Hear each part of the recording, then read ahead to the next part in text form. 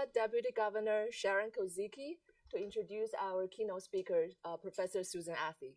Sharon, the floor is yours. Good afternoon. Thank you all for joining us today. Bon après-midi. Merci de vous joindre à nous aujourd'hui. I'd like to extend a warm welcome to everyone who is here in person, as well as those who are watching the webcast of this very special event. I'm honored to have the opportunity to introduce Professor Susan Athey, our 2005 John Kuszczak Memorial Lecturer. To give you some background on this event, John Kuszczak began his career at the Bank of Canada in 1981 as an economist in the Monetary and Financial Analysis Department. Over his 20 years with the bank, he held several positions before being appointed research advisor in that same department. Sadly, John passed away in 2002 after a battle with cancer. The bank established this annual lecture to honor his memory and his many contributions to macroeconomic research. My former colleague, Larry Shembry, perhaps put it best when he said, John had a great sense of what's important and what isn't. And many of the distinguished economists who have given the Kuszczak Memorial Lecture were chosen because their research speaks to the most important policy issues of the day. This year is no exception. We're delighted to welcome Susan, the Economics of Technology professor at Stanford Graduate School of Business, to the podium. But I'm going to say a few more words first. Professor Athey's research and professional experience are firmly rooted at the intersection of economics, technology, and evidence-based policy. She's uniquely placed to speak about opportunities and challenges for AI adoption as part of our larger focus here on central banking and the future of payments. Her pioneering work in causal inference and machine learning has revolutionized how researchers and policymakers can pull credible insights out of complex data. Other ways that she has shaped modern empirical practice include her research on treatment effects and targeted policies, and her seminal paper, The Economics of Artificial Intelligence, an Agenda. The professor's work on digitalization and platform competition show how scale, data, and network effects shape market power. These insights are important for understanding payments and fintech. They're also crucial for guiding policy on interoperability, access, and the balance between oversight and innovation. She was the 2023 president of the American Economics Association, where she previously served as vice president and elected member of the Executive Council. Earlier in her career, she was recipient of the John Bates Clark Medal. And she's currently an elected member of the National Academy of Sciences. Beyond her numerous academic achievements, she was the consulting chief economist for Microsoft Corporation for 6 years as one of the first tech economists. She's also served on the boards of multiple private and public technology firms. And bridging the two worlds of academia and business, the professor was a founding associate director of the Stanford Institute for Human-Centered Artificial Intelligence, where she currently serves as senior fellow. And she's the founding director of the Golub Capital Social Impact Lab at Stanford. She was also a long-term advisor here in Canada to the British Columbia Ministry of Forests, helping to architect and implement its auction-based pricing system. Her leadership in promoting rigorous, transparent, and reproducible analysis exemplifies the spirit of evidence-based policymaking this conference seeks to advance. At the end of the day, this all contributes getting the right evidence in the hands of policymakers so they can make the best decisions to support our economic and financial well-being. Please join me in welcoming our 2025 John Kuszczak Memorial Lecturer, Professor Susan Athey.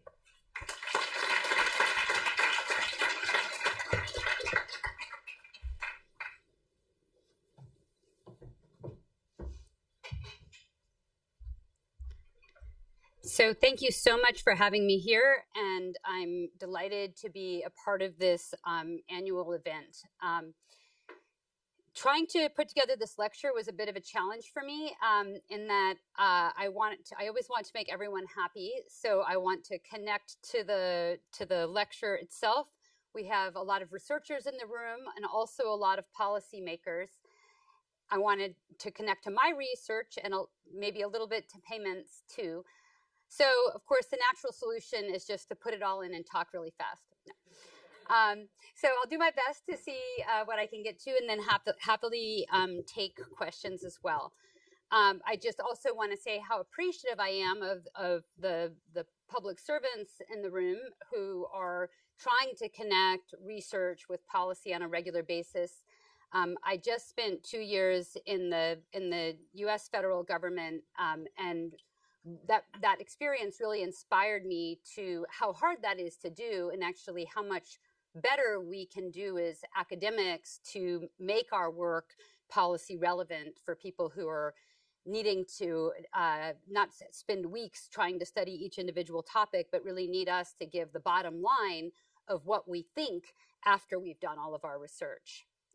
So this big topic of AI, I got started with it when I was chief economist of Microsoft in 2007, 2008, when I started working on the search engine, which was a big AI system. And at the time I thought, wow, this is going to change everything. It's going to change science. It's going to change news and information, but it's also going to restructure the industries around it. And at the time, I got so much negative feedback from the economics profession. People that it's niche, it's small. Like, why would you work on something that's so little? Like, this is just only of interest to firms or advertisers. It's not important for the economy. I persisted nonetheless, and in some ways, all the different things I worked on over the last, almost 20 years now, has kind of set us up for a moment where, I think everybody agrees that it is, in fact, important.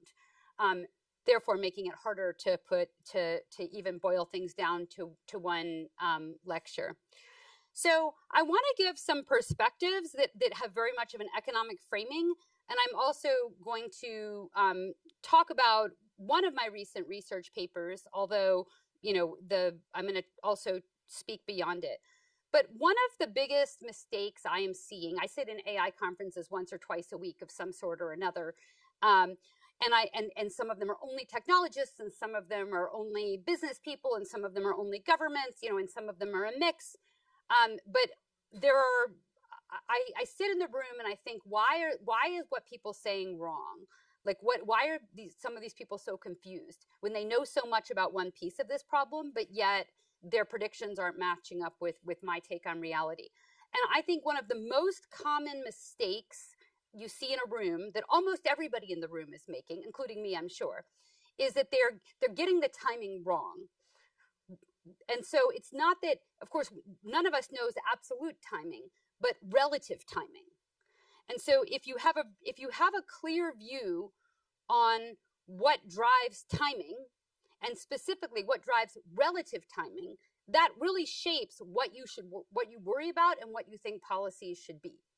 And so if you think that we're all going to be, on a beach sipping daiquiris, having drones drop us food, and wondering whether we should write music or poetry, okay, if you think that's the first problem we should worry about, that leads you in one direction for what to do, and it makes you wonder about what we do when nobody has work. But if you think that comes after a whole bunch of other stuff, and there would have to be a transition path to get there, you worry about very different things. Okay, so that's and I'll try to make that point in some very concrete ways, but I'm not going to have time to talk about all of those ways. So I just challenge you, next time you're sitting in such a room, think about that and think about whether the relative timing actually makes sense.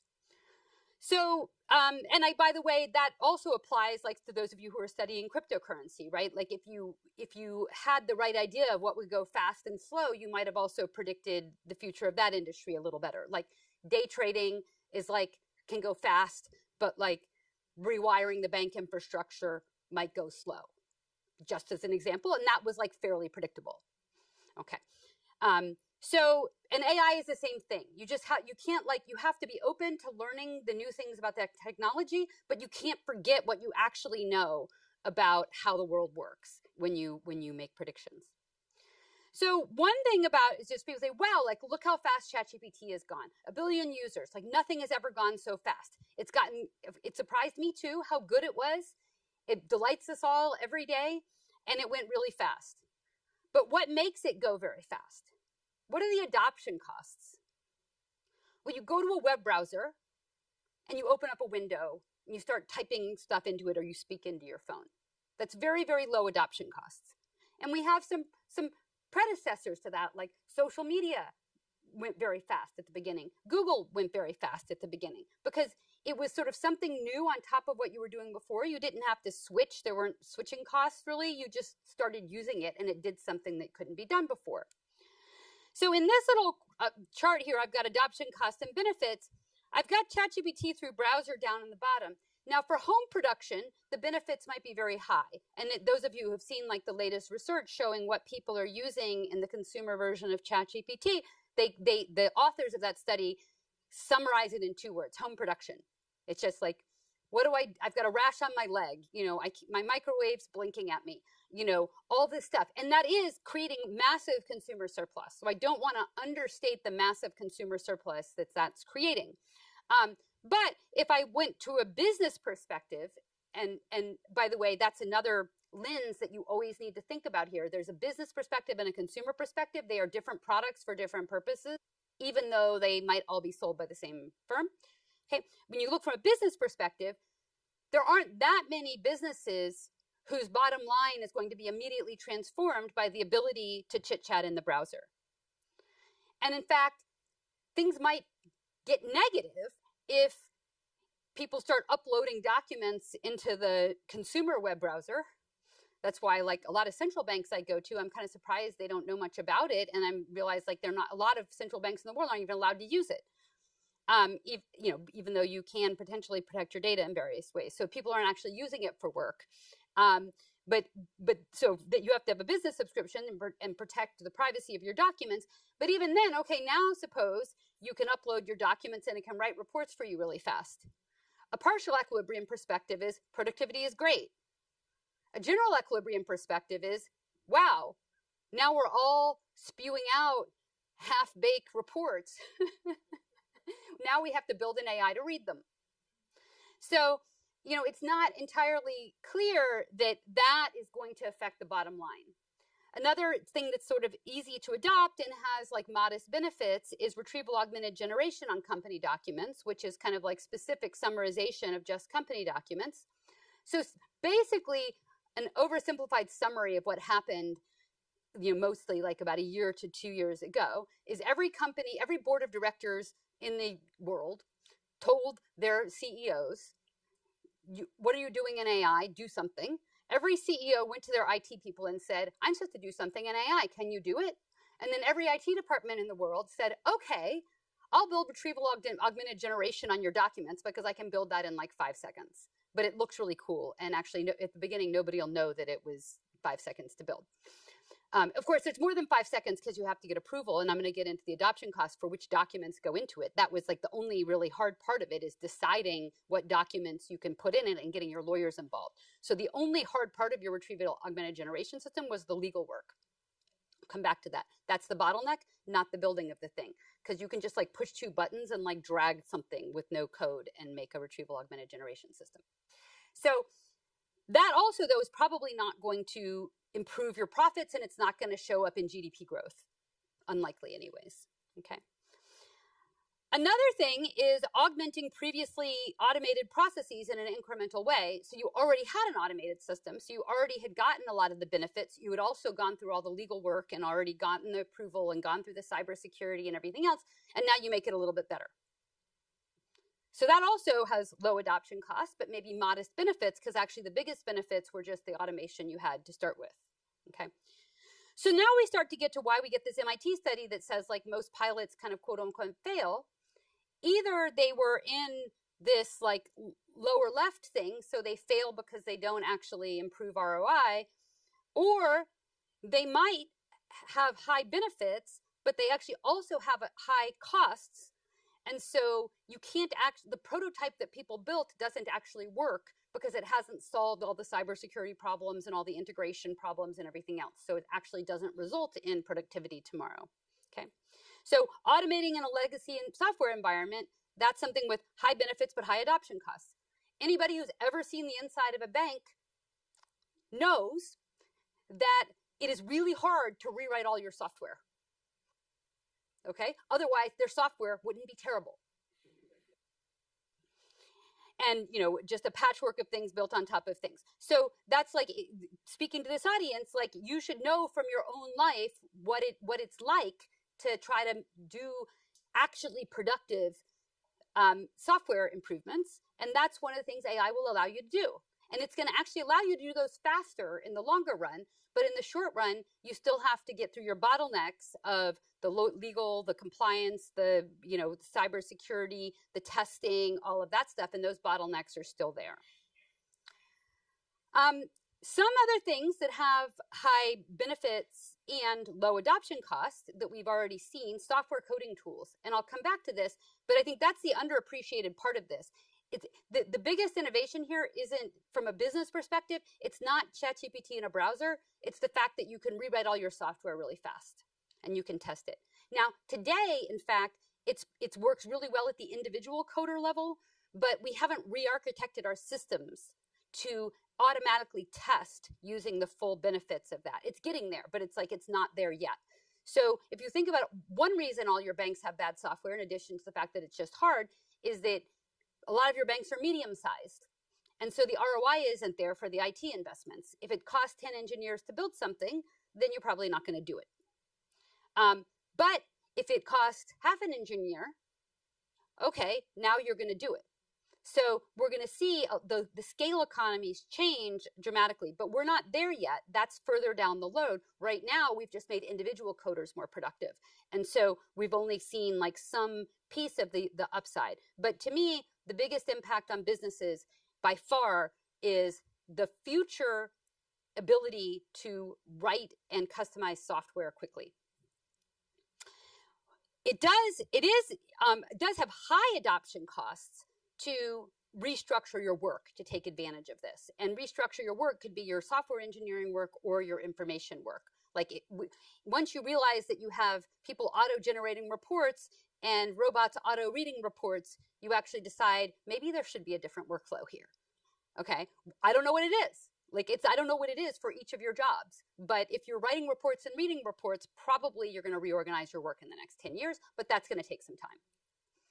Okay, so another level at which to think about like speed and fast and slow is just that some of these disruptions are going to come quickly. And I think the societal and cultural change, like this isn't the right disciplinary audience to dig into that. I do have some work on that, like with psychologists and so on. But in general, you know, people are going to see this as scary. And we see how people vote when they get scared. So we don't know exactly how this is going to hit the popular conversation, but it seems very likely that it will. And there's different groups that are going to be hit. So the focused labor market disruptions, like the most anxiety I hear right now, like real anxiety today, is from the parents and of college students and the college students. They are the ones who are freaking out because last May, the college kids didn't get white collar jobs nearly the same as they did the year before. So they are freaking out. And that anxiety, anytime you get one group with a lot of anxiety, that affects politics, it affects everything. We may not cry for that, I mean, that group relative to like low wage workers, but if you want to think about the AI, that there's going to be interesting realignments of who's radicalized about this and why they're radicalized. Prices and wages, you know, those, like the wages fell for the coders in May 2025. And so that's a, like, you know, that's a faster response. The wages for call center people fall quickly. The policy responses, eventually, as we were discussing at lunch, somebody's going to call up the helpline for your tax authority, and they will get an accurate answer in 5 minutes rather than 10 hours. Okay? And they'll be happy then. They'll be so happy. But it might take you 5 to 10 years to execute on that. Okay? And so they may be unhappy a lot faster than they're happy. And they're going to be like, what is wrong with you, government? Like this other thing can do this very quickly and your thing is terrible. And then maybe somebody will, okay, fine, let's go just build something. But the thing they build will have like 15 problems with it or 100 problems with it. And the sponsor of the innovation will also die. So first, the owner of the old technology will get killed. and then the sponsor of the new technology will also get killed, and then maybe after that we'll have something that works, right? That's probably the journey that we will go through. And so that's going to cause a lot of challenges. Industrial and competition policy takes time to work. Transition and entry-level support, so transition policies for workers, basically have never been successfully implemented pretty much anywhere. We do international trade, and then we leave the people who were displaced to be sad. And so, if we don't figure out how to make those people happy, we'll have the same problems all over again, and people won't like immigration and trade and globalism and all of those things. So I made this picture like 12, 13 years ago. It's just trying to say that there are so many feedback effects. This is really a general equilibrium problem. I'm actually not a general equilibrium person, but I've started doing some general equilibrium just because nobody else was doing it the way I wanted it. But I think this is very much a general equilibrium problem. I think COVID came and I was like, oh yeah, here's my picture, except for relabel it COVID, because like people moved and industries reorganized and things changed across countries, and we had unexpected feedback effects and inflation and supply chain disruptions. So, think COVID in general equilibrium, except for that now, like this is kind of more deep and lasting. And so everything, in principle, everything's on the table, and policy matters for how we get there. There's, of course, evidence of general equilibrium effects as well. For example, Asamoglu and Restrepo relating in the bottom picture that workforce aging to industrial automation. So like the supply of automation and the adoption of it responds to economic incentives. So adoption is an economic choice that has costs and benefits, and people respond to it. And also employment relating to automation. And then they also have some evidence about kind of downward spirals in specific locations. So when I think about downward spirals now, I think about like any city where call centers sit. And those banks started asking me about this like 10, 12 years ago. What's going to happen when we fire all our workers? They could see it coming. They just didn't know when. Now it's coming. And those concerns are real if you're in a locality that could have a downward spiral around that. But traditional IT outsourcing, on the one hand, it looks like that could die because coding is automated. But on the other hand, like the whole world wants to digitize.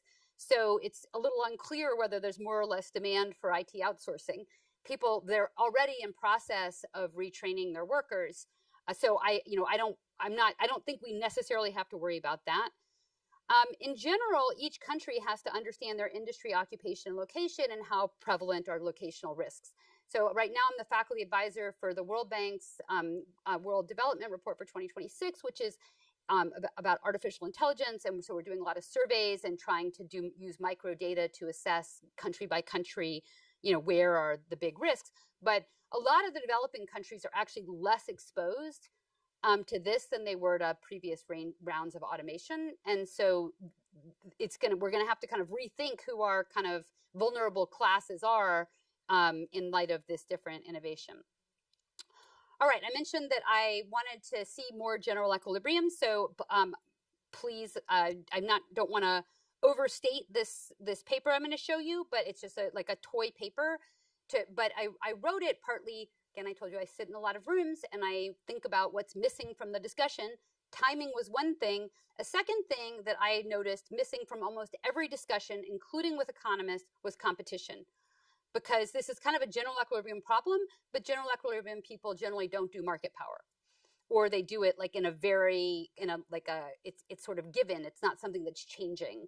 So I wanted to look at the effect of market power in AI. So let me just explain again. This is like a very it's a very simple standard model that I'm just going to add a few things on top of. So we're modeling a small open economy that has traded and non-traded goods. And the first insight that I wanted to bring in is that we should think of AI as an imported factor of production for most countries.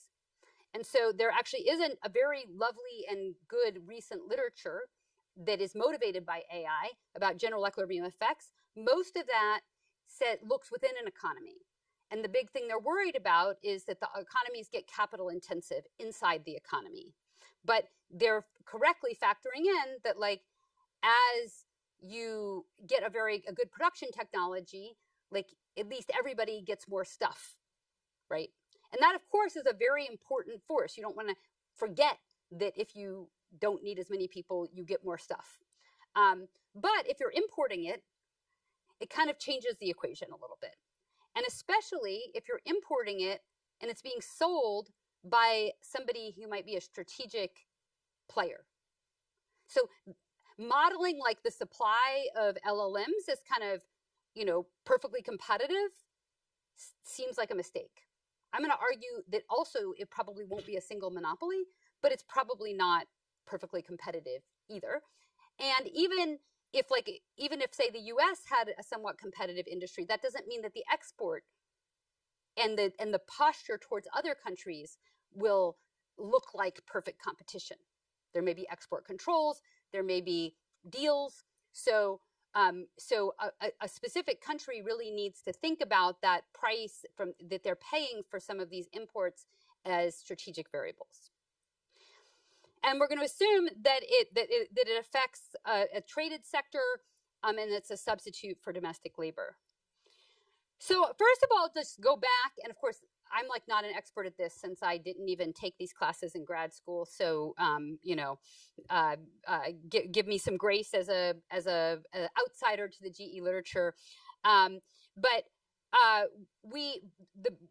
the basic points from some of the traditional GE setup for these kinds of questions are that, if you suppose you have an imported factor of production whose price falls, then the economy can make more with less, and that's gains from trade. And so there's literatures that deal with this, outsourcing literature, and also it's related to the literature on like having a natural resource discovered in your country, both of which are things that we've seen in the past and we've analyzed in the past, and people have thought about the unintended consequences.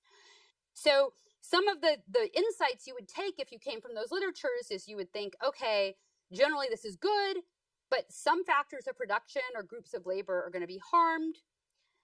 If they're harmed a lot, I might be tempted to use something like tariffs, because if the low import price was the problem, I can undo it with some tariffs that'll undo the benefits, but it'll undo the harms, and maybe that'll help. There's also these well-known kind of general equilibrium feedback effects. You get a sector that gets much more productive, and it sucks in factors of production from the rest of the economy, which reallocates prices and wages. It can raise costs in some sector. You can get like Beaumont's cost disease. You can get other types of issues like that. And real wages can fall for some groups as a result of all of this. Okay, so that's kind of what we would take. I just want to emphasize that some of the intuitions you get there are that you get more productive. And so that industry like expands, and often it's exporting that people were focusing on. That's going to be kind of different for AI. I want to think about it from a couple of different ways that AI might be different. One is that I want to really model this technology adoption decision. And I'm going to think of it as like a discrete decision to reorganize production. And so the discreteness of it will matter for policy. I'll come back to that. But another first order thing is that if this is like a global technology, actually other countries can also import AI. So if suppose you had an industry, you get more productive, and the classic thing, you would export more of that. But if the whole world gets more productive at that, that seems unlikely. I mean, it might happen in some cases, but that seems like not the base case. And actually, if you were a country that was like being used because you had low cost labor, then in fact, you might have less exports. So you both get more productive, but you have less exports because the countries you were exporting to also got more productive. So the main reason you were in this industry to start with is because you had low cost labor. So that might be like IT outsourcing or call centers or things like that. So sure, it's possible that the call centers in the countries they're in can continue to be call centers just without people. But then you might ask, well, why are they in those countries if they don't need people? So, or why are they getting any share of the surplus? So that's kind of, so I think that even though it's not, there's nothing wrong with the old models, it's just that the assumptions don't quite fit the new context. So we're also going to assume this AI adoption is a discrete choice, and we think of it as a distinct technique of production with a different factor mix, which captures the idea that you reorganize production.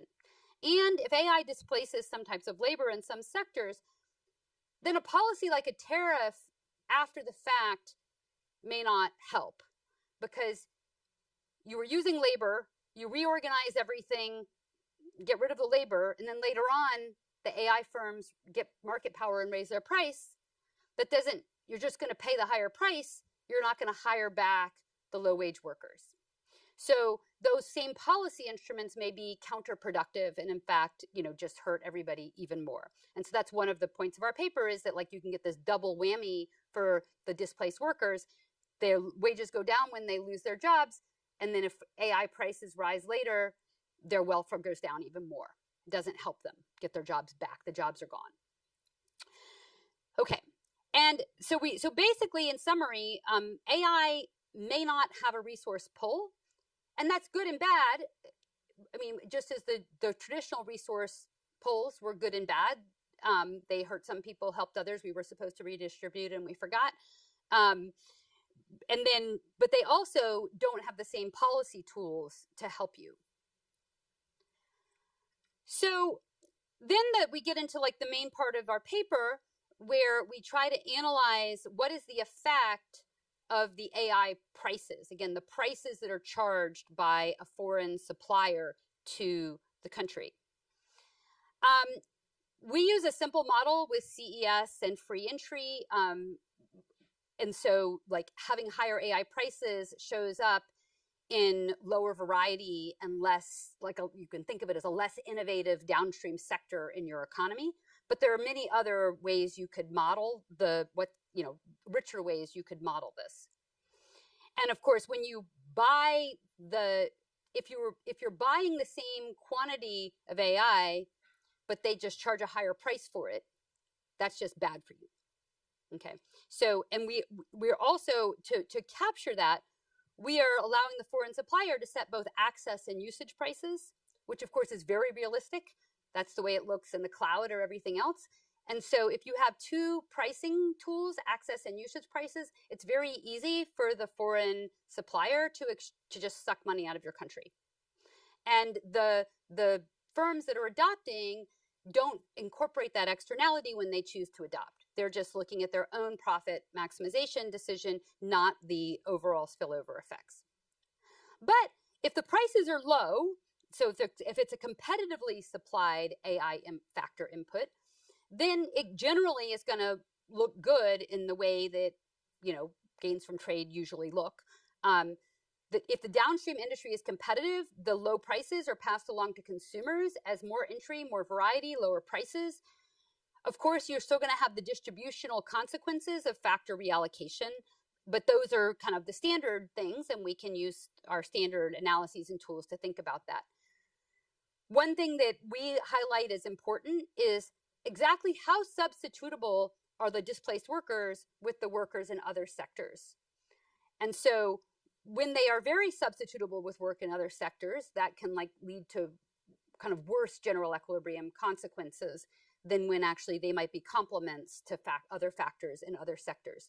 And just jumping ahead to our policy recommendations, we argue that's endogenous. That was the theme of our Human-Centered AI Institute at Stanford, is that, you can choose to build labor augmenting AI in sectors like teaching, healthcare, finance, government services. You can choose to actually, at a fairly low cost, you can choose to use these tools to try to make those displaced workers actually productive. As long as you're living in a country where you don't have enough nurses, you don't have enough doctors, you don't have enough science teachers, you don't have enough child care workers, you don't have enough elder care workers, and you could use higher quality in government service provision, then we can choose to make those people productive, but that's a choice and it has to be executed properly. I don't want anybody to look at the equations. I added this in at the last minute when I realized that we had a lot of economic theorists in the room, and I felt embarrassed that I didn't have any equations, but there are equations. There is a model. What I'm talking about now, there is a model. I'm not just talking. It's a very simple model. And we specifically model the fact that these fees charged by the foreign supplier are both marginal cost and fixed cost. and we model the fact that that's over here in this fee in the denominator, the number of firms that, and thus the consumer welfare, goes down when that fixed fee goes up. Okay. Then again, with sort of standard math from these simple, very, very, very simple stylized models, you can look at the ratio of welfare between the case where you have AI and the original state and break it down into a couple of terms in equilibrium. So the way that the AI prices come in is that a benefit from AI, this IMS or the marginal costs, is that the benefit is that you reduce marginal cost, but if you have an access fee, that undoes some of that benefit and makes the marginal cost higher, so makes AI less beneficial. Again, this fee is the access fee, and I'm sorry, the Greek letter fee is the access FEE, and if it's big, that's going to reduce the benefits to AI by reducing entry. Now we can also, of course, and then there's general equilibrium effects on prices and on income.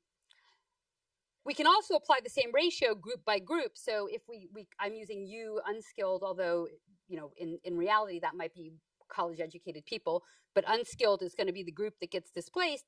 We could also apply the ratio group by group, and then we would reason about the change in that particular group's income. And so that's where the real income can go down when they get displaced, and that's why that group could be worse off. So then I'm not going to show you the math for this. This is actually where the novel math is, but it's just too much notation, and it's very specific. We then model the optimization problem of the external supplier.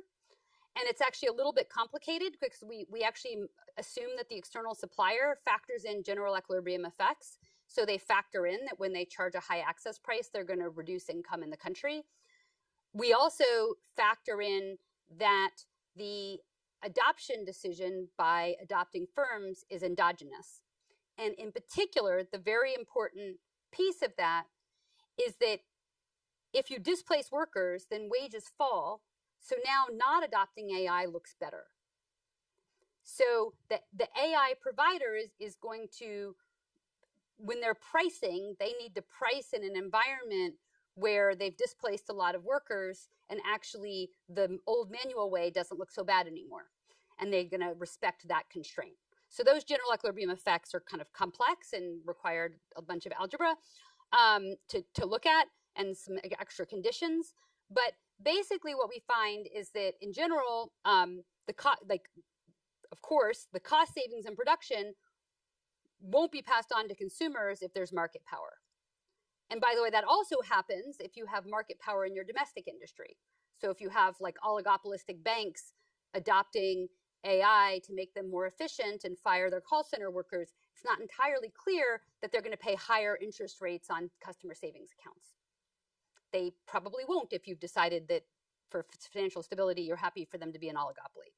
So, you know, that's something you'll have to think about. Like if they get big cost savings, you know, you want some of that to be experienced as consumer surplus as well. And generally, we show that the AI providers will use both a marginal fee and a fixed fee, and regulation that just regulates one of them will just be whack-a-mole, and they'll just raise the price in the other dimension. And so you generally need to really think about the whole contracts that are being provided. And I will just say from, one of the things you didn't mention in your introductions, I spent 2 years in the US government very recently that I was in the Department of Justice. And so, you know, I spent a lot of time thinking about competition and regulation. It's very hard to keep firms that sell lots of stuff to other firms from exploiting those firms. Like if just suppose you're a firm that sells cloud computing and advertising and, you know, a couple of other things, then, you know, you do something over here and you raise the price of cloud computing over there. So those are very difficult things to regulate. Now, if I think about this from a government policy perspective, now I'm stepping a bit outside the model, but informed by the model. the government policy, first of all, they need to be thinking about domestic entry and innovation and consumer prices. And they should not assume that just because somebody invents a technology that can displace labor, that their consumers will be better off and that they will get low prices. That's like an outcome that needs to be determined. They also need to think about their leverage versus foreign AI providers. You know, if the foreign AI provider can just shut off your country, like they have leverage not over the citizens, but over the government too. So that's a challenge. You want to participate in the value chain. And there's also a chicken and egg problem in terms of local capabilities, which, you know, Canada has been doing really well with the university system of like getting those local capabilities up, but many places in the world have not. You have lots of tools, you have competition policy. And the competition policy also might need to seep into other types of regulation. So when I was in government, like once a week, I would get something in, a document, and I would redline it from the perspective of competition. And generally, most government agencies are trying to make things safe, like including your world. And so they want to say, oh, we can make things safe by doing X, Y, and Z. And then we would come back and say, hey, is that a barrier to entry? If it is a barrier to entry, you know, how can we change this to make it not a barrier to entry? Okay, and fintech has actually had, you know, has had some really good ideas there. So I think we're going to need to think about that, because if you're a country and you can't assume that all the AI providers are going to show up for you. They may not. They might say you're not worth it. I can't even read your legislation, so my lawyers don't have time to deal with it. You're just country number 152. Like, sorry, you know, not available.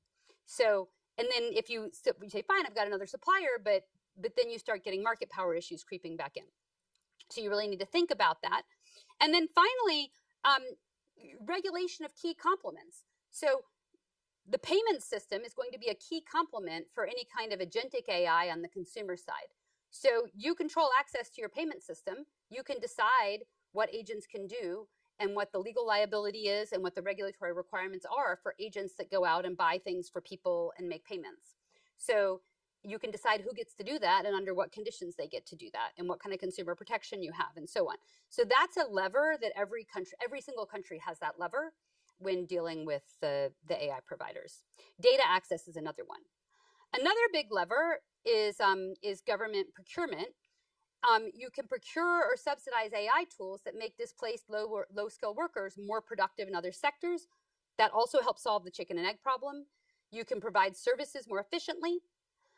Another point, which I'll leave you to really think about quietly, but you know, because this is a rich separate topic, is the defense sector will be a large government customer, and then versions of the defense sector. And so that really changes your view of all of these dynamics. So since AI is a critical input to the defense sector, many countries will be willing to bear inefficiency in order to procure from multiple sources, potentially a domestic source. And that sourcing doesn't have to be from an efficient firm, and it doesn't have to be from the highest quality firm. See the defense industry. Okay. So just think about, so any analysis of the future of the AI industry that doesn't factor in the demand from governments in general for all their services and the control that governments have and the specific demands of the defense sector is just missing, like, those are determining factors of the future of this industry. Okay. So, and then when I think about geopolitical implications, you know, we're already in a bit of this AI arms race. I used to think the AI arms race was kind of a dumb idea because, like, when we were doing machine learning algorithms, we were making them open source. Like, there was no US machine learning and Chinese machine learning. There was just machine learning, you know, and of course, like, okay, some countries get better at one thing or the other, especially if they have government sponsored programs. But in general, like, there was just machine learning. But, you know, now we do have a bit of this arms race going on, and so it's going to be affecting geopolitics in a pretty big way. Of course, data centers are all the rage right now, and everybody wants one. It's at some level people are saying that's kind of dumb, but I think if you think about it from a broader geopolitical perspective, at least I can understand why people are considering it. I'm not saying I've done the cost benefit analysis and it's come out positive everywhere. And then, of course, like within national security, there's cyber warfare, drones. There's a bunch of things that are going to happen that are, very, very critical. And of course, one of the vectors of attack is the financial system. There was just some article this morning about how viruses were now embedding AI that could read the code where they got in and then write code that exploits weaknesses after they're in. I didn't read it all the way through. I don't know if that was a clickbait headline or not, but that's what we're going to be dealing with, the identity, the phishing, all the arguments we had about, well, should we do X or should we do Y in a world where the attacks on us, going back to fast and slow, there's no adoption cost for people who do phishing attacks. They just adopt the best phishing methods. So they're going to go really, really fast. There are adoption costs for changes in your cybersecurity posture. That's going to go slower. It does take a long time to put in a national identity system that's robust against the current stuff. So we've got a fast and slow problem on offense and defense in the financial sector in particular, and that feeds back into national security. Okay. So I just have a couple of minutes left. Let me just come back to, so I spent a bunch of time showing you all the terrible things that would happen if you had market power in AI. Now I'm going to tell you why I do believe there will be a small number of AI providers, but I actually don't think there will be a monopoly. And I've already given you a big part of the argument.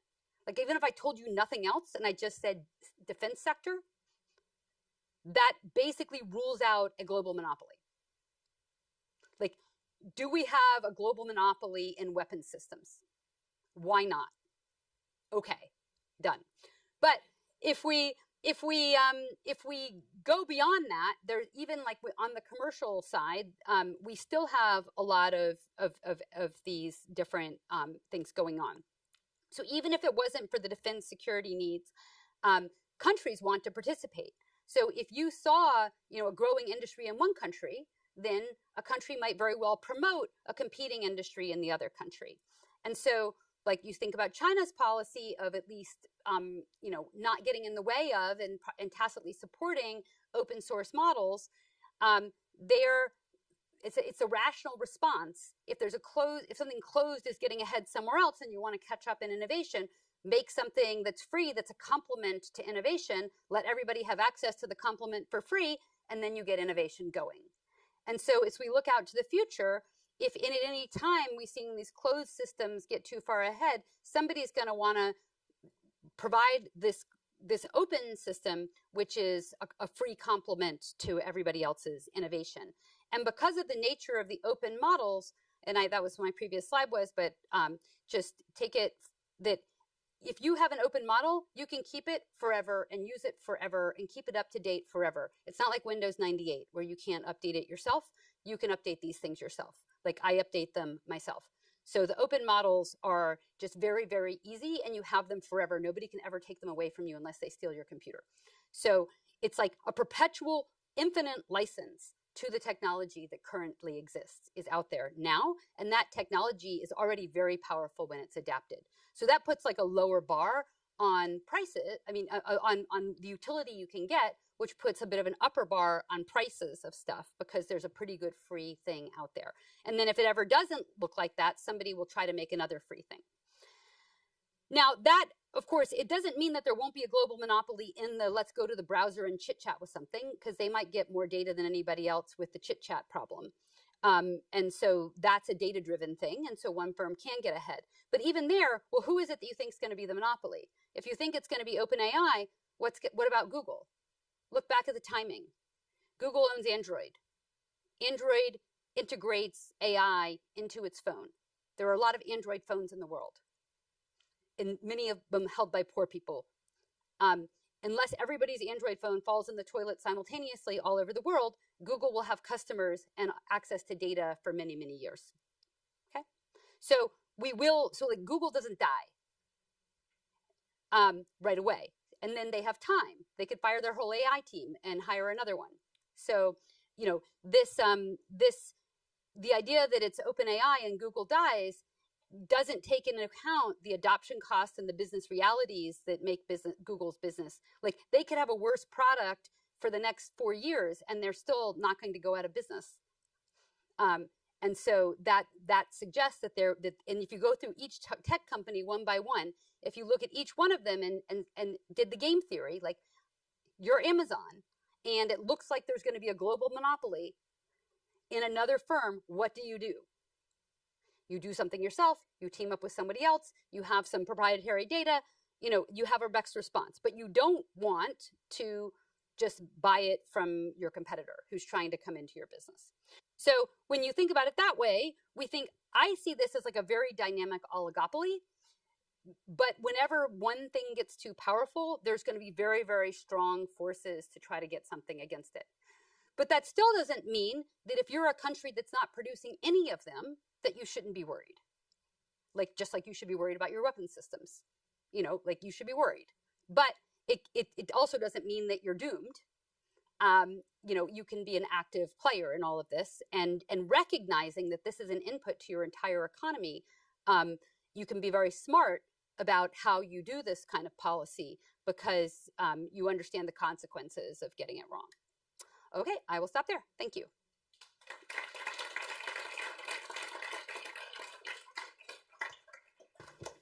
Thank you, Susan, for such an engaging presentation. So Susan will kindly take some questions from the audience. So as a reminder, for those joining us here in person, you can just raise your hand to ask a question.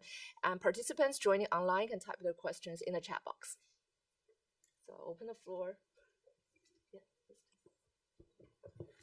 That was a fascinating talk. I learned a lot. So I was sort of wondering how your modeling or thinking might sort of change if instead of thinking about one dominant firm, we'll start thinking about like 1 or 2 dominant nations. You know, particularly kind of thinking about China, for example, right? You know, they're sort of pushing AI, you know, if not more, you know, as much, if not more than, you know, the United States. And their calculus will be very different than just sort of profit maximization. So how would you sort of apply your framework to sort of switching from a dominant firm to a dominant nation? Thank you. Yeah, so again, our paper mentions that, but I'm not a scholar of geopolitics, so I'll just say, you know, think about weapon systems. I think that's like the closest analogy in that case, and you know, it's so that's why I think it's smart for people to be concerned about this and be thinking about it. And of course, we know that alliances can shift, the world can change. So, you know, it seems like across anything that has to do with national security or any critical input to an economy, folks are going to be concerned. And again, we also, I would say, like, go back to the COVID pandemic, like we didn't have enough chips, and at least in the US, like auto prices go up by like $10,000 because you can't get if you actually want a car in the next 3 months. And you know, the shortage of chips creates a huge issue. You imagine that persisting, then it becomes a geopolitical bargaining chip. And of course, see like gas and oil. So it does feel to me appropriate to put this on the same footing. Now, it's different though, because like in some world, like there's an open source model that's good enough that you can download and nobody can take it away from you. So it's like a really big difference. Like having something, suppose you have like a subscription to, I don't know, Office 365, and your whole country has a subscription to Office 365, but it's like an online service, and suppose it's cheap, but like somehow you get into a dispute and Microsoft is told they have to cut off Office 365 for a whole country. Like, of course you'll get over it eventually, but like it would be disruptive for a little while, right? But this isn't, open models are not like that. You just download them and you have them. So they have a much less risk than even like a low price thing. The price can't ever go up, you know, nobody can take it away. So as long as you've got some GPUs there of your own, you can use it. So I think that's one reason people are thinking about the data centers and the compute, because if they have the data centers and the compute and they download a model, they've kind of got insurance against a worst case scenario. Now, if the whole country is driven off of OpenAI API calls, well, those are API calls, like where you're like if your system requires calling that API, like, you know, 1,000 times a second or something, then they can turn it off and your system breaks. So that's something that you'll want to think about when you're regulating, you know, AI systems, is if they rely on API calls and they're dependent on a for-profit provider, you know, they could break. And so you need to think about that risk when you're regulating them.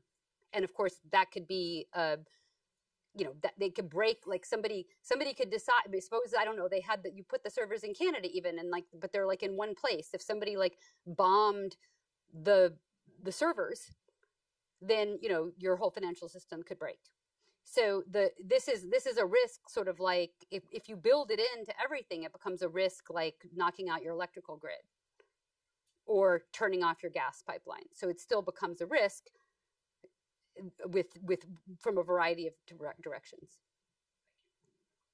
But by the way, people were very down on open source models for a while, and like there was a bunch of people trying to convince every policymaker in the world that they were super dangerous. And those people often were the people who owned the for-profit things.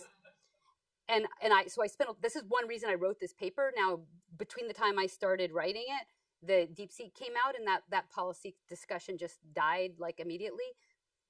I was telling them that DeepSeek would come out, but then once it did, I didn't know how good it would be, or who it would be, but I knew it would come. But once it came, then people stopped that. But I just want to remind all of you, there's going to be people coming in to lobby you how dangerous the open source models are, and they are dangerous, but like not having them is also dangerous. So they play a super important role in the discussions like that. Sorry, go ahead. Can you talk a little bit about how you think about the evolution of AI going forward, right? Because we saw like this massive technological innovation with LLMs, and you know, we may see more technological innovation. So how is that going to? How do you think about sort of like the impact on? So how do you think about what that will be, and what is the impact on the economic mechanisms? Yeah, so I think those of you who are like most humans at this point are getting most of their direct intuition from using like ChatGPT at the web interface. So if you use that recently, like you see it showing you how it like plans and goes through tasks one by one. So like one of the things that you can reverse engineer, I'm not revealing anything confidential, but just reverse engineering. One way you could get the behavior that you see is that they have sort of prompt engineering type things in the back that say, before you answer, is this a difficult query? Is this a multi-step query? If so, you know, first they do their own internal API call to make a plan, and then they do an internal API call to like criticize the plan and to flesh out the plan, and then they do another API call to execute the plan, okay? And actually executing it might involve calling a tool. And so part of the plan would be to call a tool. And then they create training data sets to learn that, and if they do get an advantage at doing that. If you look at an application, and I'm building a bunch of them myself or advising people on building them, what you do in an application is just like that. So when OpenAI looks beautiful and smart, but actually it's a simpler model with augmentation to it from prompt engineering. Now it's informed by data in a way that I can't do. So they will be better at it than I would be, and they can integrate it into their training in a way that I can't. So eventually they'll get better at that. But actually you can approximate that yourself. They just make it hard to execute a series of prompts in the window. But if you write a little Python program, which you can vibe code in ChatGPT, it can execute a series of prompts, and there are tools that will help you do it. And so like so the way that a lot of applications are getting built is if they are using LLMs, they're not just asking ChatGPT to solve the problem for them. They're instead the development, the art, the value added of the application is that a human, perhaps aided by AI, thought about how to break the problem down into parts so that it could be accomplished more reliably by different function calls to ChatGPT.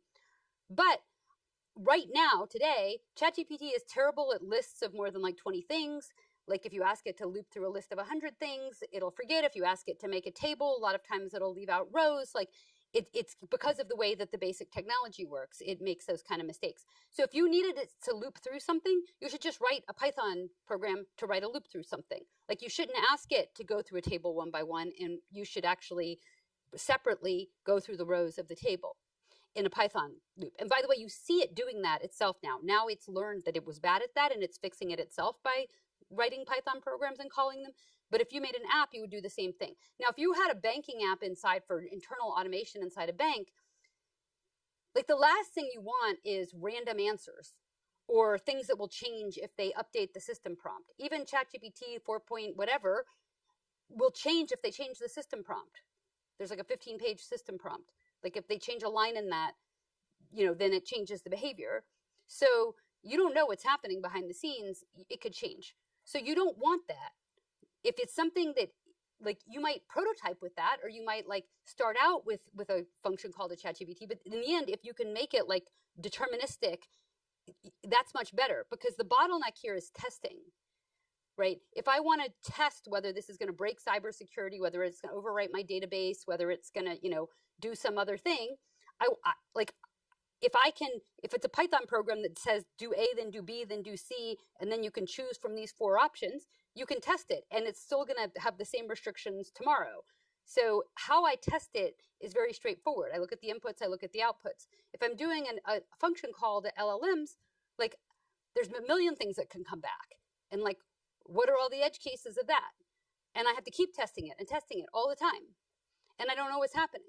And I can't show why it's happening. So in general, these systems are actually, AI startups are like mostly Python programs and rules aided by function calls to LLMs. And that's the way they will, my prediction is that's the way they will continue to be. Even though for the consumer use case, ChatGPT will do more and more of that, so the consumer won't have to do that.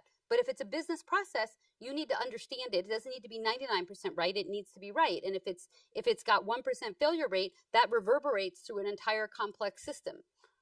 So you can't do, like, pretty soon your system testing becomes a disaster. So you're going to really limit and kind of contain where the AI comes in. So that's a very long answer to your question, but I would say part of my view of the future is driven by that understanding. Once I understand that, then I see that, okay, AI providers are not going to solve the whole problem for you. That means the value added comes in country, in company, not just, or by a second layer, not by the main AI providers. And they're going to try to integrate, but they can't integrate into everything all at once, and they can't do the last mile. All right. Thank you. Can take 2 more questions, one from Jing and then Alexi, please. Thank you, Suzanne. Fascinating. I think you said 2 main problems mistakes people often make. One is timing. We misjudge the timing of transition. Second one is we misjudge market power of those AI providers. So instead giving us lower prices, in the end, they could actually raise prices. When you put the 2 together, the kind of scenarios we could be in during transition would be higher unemployment through the displacement of labor, together with higher prices, which is the nightmare scenario for a monetary policymaker. But this is just one scenario. And at lunchtime, you mentioned there are a number of scenarios you were thinking. So I was wondering whether you could elaborate a bit more about type of scenarios that worry you. Thank you. So yeah, so that nightmare scenario, I worry that writing a paper about market power in AI will make people think that I think that that's the most likely outcome. I don't.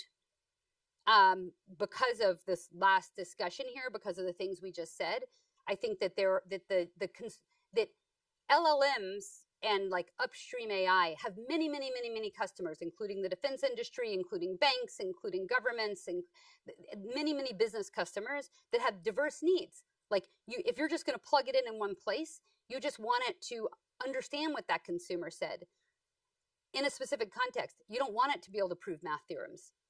It like costs a lot of electricity to keep the model around that can prove math theorems when you just want it to understand, did the customer say, like, I need help, right? So it's a bad product for that purpose. So the diversity and differentiation of needs of business customers of foundational AI leads me to believe that it will be at least somewhat competitive. So that's the good news. The bad news is that actually, again, if you don't have access to all of the global AI providers for geopolitical reasons, for you're small, whatever those reasons are, then you could be back in the market power situation. And then also, we see in the tech industry, and I'm kind of an expert in all the ways this can go wrong, a lot of business deals. So like an AI provider, suppose that for whatever reason, your own legislative decisions or whatever else, you get like one main AI provider that's really good in your country, at least for one use case, there's one provider. That provider might pick a domestic firm to be the winner and then change the industry structure of your downstream industry to be more monopolistic. And so we've seen that in tech, like there's a monopoly here, and adjacent there's something competitive, moderately competitive, but then there's vertical integration, and the next layer is no longer competitive either. Like see what happened in the healthcare sector in the US, like every layer gets gobbled up and then there's no competition anywhere. So that's a very common scenario. And so then, so it could be that you end up with problems in your country, even in your own domestic industries. And then if it's something that's really so fundamental to people, they're also going to get the government involved. So there's going to be like some quid pro quo with the government and a quid pro quo between your domestic company and the foreign company. And together they're going to be very powerful. So those dynamics, like the power of the firms, the power of the government, once you start talking about a small number of players, even if it's more than one who have power, those dynamics come back. But generally, yes, like the concern that I had in sitting in these macroeconomic discussions is that like everybody keeps assuming that the prices fall with the costs. And you just need that to break somewhere to have, and with the wrong timing, to have things go wrong. So even if it's somewhat unlikely, it's so terrifying that we should sort of think about it. You're probably getting this question every time, but I didn't see it in your framework reflected. So to the extent that it's not clear what the potential of this technology is or what the ROI is on this, it's not clear how much resources you need to put into it, right? So given what we're observing today, a lot of CapEx, right? All of that is going into that. In your view, is that adequate? Maybe not enough, or is it too much and we're going into a bubble? Yeah, so I have not, I maybe intentionally haven't done my own independent calculations of bubbles and not bubbles, or overinvestment or underinvestment. But from the perspective of a country, I think that not investing too much in the foundational AI right now is a reasonable decision because of the open models and everything else. And actually the technology is changing. Like we're changing the architectures. Like there's new architectures coming up all the time just because customers don't want all the overhead of the big models, or they want control, whatever else. So I don't think it's crazy like not to be spending billions of dollars on your own LLM. Like I don't think every country needs their own LLM. I just think you have to watch it closely. And if it looks like you're at risk of not having access, then do something about it. I would invest in the application layer. And so just to dive in a little bit deeper on that, I talked to, it's so profound, it's like hard to even think all the way through. What are the implications of it getting very cheap to write software? Like it used to be you couldn't do anything because you couldn't hire the engineers. That's not the problem anymore. But there's still these other problems. What are the other problems? You have to decide what you want. You have to procure it correctly, whether you're a company doing the procurement or a government doing the procurement. You have to procure it correctly. And these aren't one-stop shop products. If you see my presidential address, the whole presidential address was about the incremental innovation cycle in software. It came out this year, so you can read more about it there. But in my view, these products are like, and really this is the story of most tech products, they're pretty bad in their first iteration. But then the startup is highly incentivized to make them better. They get data, they adapt, they make things better. They don't know the problem themselves. They're just bullshitting when they start. But they get data and then they figure out what the problem is and then they get better. And if they're making traction, they can hire good people and make it better. But it's not easy to do that, like see defense procurement. Not efficient, not high quality, it's late, it's overrun. So one way to look at what's going to happen in the next 10 years is that the entire world is going to have an opportunity to make everything better through IT procurement. But then that should terrify you, because we're really bad at IT procurement. And like, not even just IT procurement of like one product that's static, but IT procurement to get somebody to keep making products better and better and adapt.